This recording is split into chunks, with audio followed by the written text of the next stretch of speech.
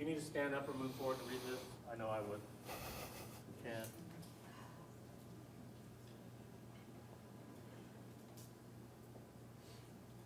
Anybody need more time? Okay, everybody can look now. Here things are supportive of idea taking, and when there's times when you might just have to buckle down. And we're going to talk about this. What we talk about is a time and a place for creativity. You don't have to be creative all the time, but there are times when you want students to generate new ideas, and you want to ease off on this part, right? And create a more supportive environment. There are times when this might be necessary to include. I mean, we are certainly not saying throw out assessments, throw out, because that's not the real world. Right? So there's this kind of ebb and flow of figuring out when this is appropriate, when it's not. But I think part of it is helping students understand that even when this is happening, it still might be worth it or safe to take a risk in this classroom, right? So even though it is going to be on the exam, at this point when we're reviewing, I want you to raise your hand. I think one of the most pressing educational research findings is the kids that need to ask for help the most are the less likely to seek it, right? For these reasons. They don't want to be highlighted as not being capable. And sometimes even our most capable students are less willing to ask for help because if they ask for help, then guess what? They're not the most capable students anymore. There's this really interesting study. Have any of you ever used the popsicle stick calling method, where you put students' names on there? All right. So Dylan Williams and his colleague out of the UK talk about formative assessment. They came up with one of these strategies, right? And so what he found in the UK when they implemented this model where you draw these popsicle sticks, before that there were probably 3 or 4 students that always had the right answer. We all know those kids, right? When they implemented the popsicle stick thing, those kids weren't getting called on enough. And then when the researcher actually looked at the popsicle stick jar, some of those kids that were always raising their hand, their popsicle sticks weren't even in there. Those kids stole the popsicle sticks out of the jar.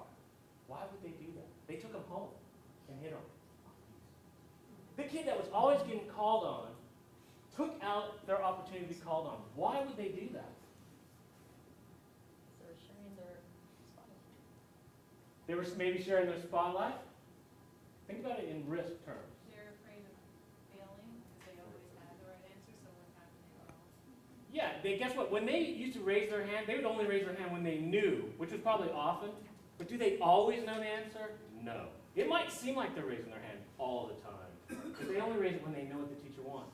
The popsicle stick calls on them when they might not know the answer. And if they do that, then their whole identity as the best student is gone. Right? So I think we need to have these kind of real conversations with our students that to get better at something is to take risks. And you know what? We're here to learn. We're here to learn, which means you probably don't know what's coming next. And if you do, then you've already learned, and we need to learn something more. We need more challenge.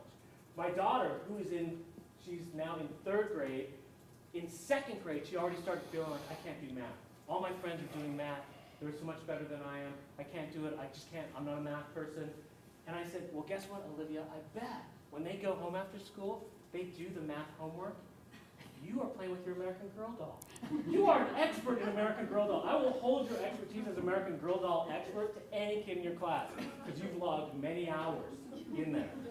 Those kids have logged many hours in math. If you want to get good at math, there's no mystery. You got to do the work, right? It's not, those kids were not born doing double column subtraction, Olivia, right? And that was a revelation for us. Still kind of hard to but I think these are the conversations we have to have with our students, right? Those are the kinds of conversations. And this is the kind of environment that we're trying to set that limits this as much as possible and enhances the more supportive components. Any other comments? Okay, so that's press. Those are the 4 Ps. Now, another way of approaching creativity are the 4 Cs. Now, we came up with the 4 Cs. Yes. Now, creativity research kind of began in earnest in 1950, and after nearly 60 years of research, there's still generally a way to approach creativity in one of 2 ways. You got big C, that's creative genius. Unambiguous, eminent creative achievement, usually people who are dead. Next slide. These folks. So we can think of, okay, there's genius, Or we think of little c, which is this everyday creativity. The creativity everybody can do. Telling stories, scrapbooking, playing the guitar. Not everybody can teach, but teaching somebody how to do something. Developing a new recipe, figuring out a new way home from school. Like Yes, that. this was basically the way creativity researchers for the longest time had thought about it. You're either eminent or you're everyday. And we kind of said that's not, there's not Things enough. are getting lost in that. And it's, More examples of little c.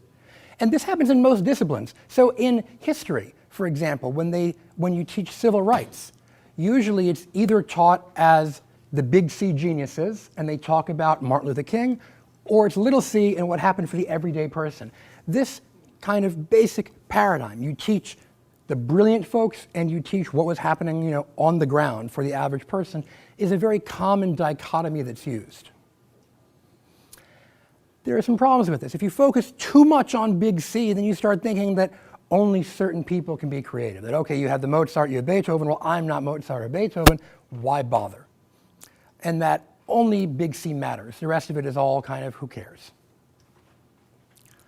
But if you focus too much just on little c, you can overemphasize low-level achievement. You can kind of get stuck there, and you can end up overlooking the real creativity that will change the world.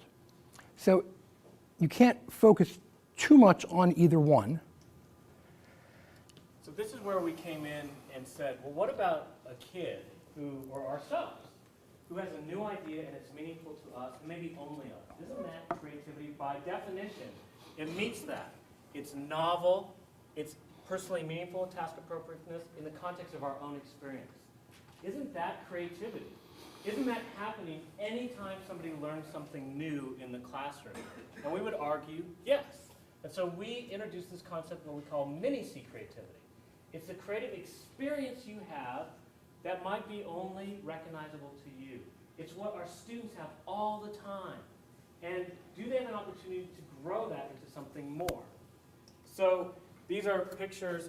This is my daughter, Olivia, right? Having these mini-C experiences, making pasta with me, doing these different things. Those are My James' two boys, Asher and boys, Jacob. Asher and Jacob. This is kind of mini-C as we kind of think about it, right? It's just the experience of new and meaningful that happens in learning. It's kind of part and parcel to learning. And There's also this idea of the creativity that doesn't quite reach big C. Right now, with the little, if you just have little c and big C, in essence, you're throwing into the mix a 6-year-old writing a poem for the first time with somebody who might be reading a poem at a coffee shop and getting feedback, to somebody who's good enough to publish poems in literary journals and maybe even, teach poetry, but who isn't Emily Dickinson. They're not going to be remembered 100 years from now. And you have this huge pool. And so first, we came up with this mini-C to look at these personal experiences, and then we began thinking about the experts who, they're not quite big C, and so they tended to get ignored in research. And the people who are professional creators, they are experts, which, do we have an expertise slide? But so usually it takes about 10 years or so of deliberate practice, and they have reached this expert level of creativity. And often what determines big C is almost random. I mean, sometimes it's not, but if you look, people like Mark Twain and Charles Dickens were much more like Jon Stewart and Stephen King. They weren't necessarily people you would have guessed back then would have been studied in school. We can't always predict. People who seem, well, of course this person will be remembered. The museums, art museums have back in storage filled with paintings of people they assumed would be big C, but 200, 300 years later, they're barely footnotes. yeah, so this idea of pro-C, and that's what you are, right? Professional classroom teachers are pro-C level creators. Once you've put in 10 years or 10,000 hours of deliberate practice in the classroom, you are at the pro-C level. You have that deep classroom expertise that other people don't have. And if you kind of unleash that in your planning, in your teaching in the moment, in your assessment, then you can be a highly accomplished creative